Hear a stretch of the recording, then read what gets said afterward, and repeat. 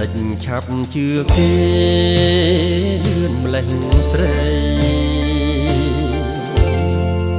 គិតសិនចរណៃមុននឹងខឹង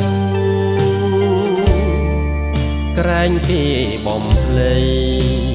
ការពិតក៏យើងមិនដឹងគិតសិនប្រលឹងបងអងវអូនរករឿងឈ្លោះបងរាល់ថ្ងៃចោតបងមានស្រីក្រៅបនតឃើញផ្ទាល់ភ្នែកសិនចាំចោតថាបងមិនល្អកុំលឺសោកក៏គិតថាមានភ្លៀងបងប្អូនបងកើតគង់ស្អប់គ្នាព្រោះរឿងទ្រាំព្យាទោះតែងគ្នាដោយប្តីលំអៀងទុំរួមអ្នកដតីពេលណាគេឃើញយើងមានក្តីសុខជាងធ្វើជុំធ្វើភ្លៀងដល់យើងមិនខានយើងទោះតែងគ្នាគេរីករាយសូមគិតវែងឆ្ងាយសិនកលយាចាននៅក្នុងរាវតែងតែទុំកិច្ចគ្នាមិនខានពាក្យអ្នកចិត្តខាងសូមកុំជឿ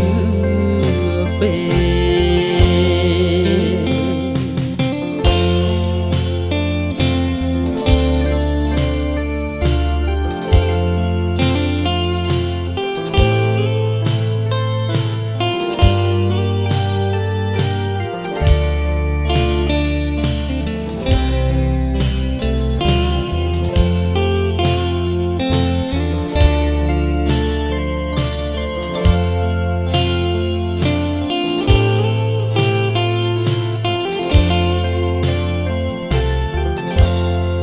មិនដេចឆាប់ជឿគេ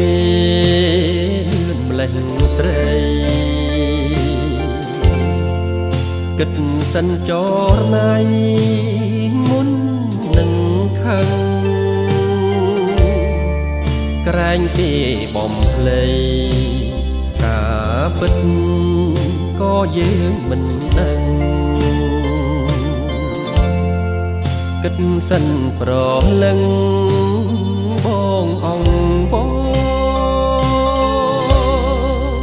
អូនរករឿងឈ្លោះបងរាល់ថ្ងៃចោតបងមានស្រីក្រៅបនតឃើញផ្ទាល់ភ្នែកសិនចាំចោតថាបងមិនល្អលឺសោកក៏គិតថាមានភ្លៀងបងប្អូនបងកើតគង់ស្អប់គ្នាព្រោះរឿងទ្រាំព្យាទោះតែងគ្នាដោយក្តីលំអៀង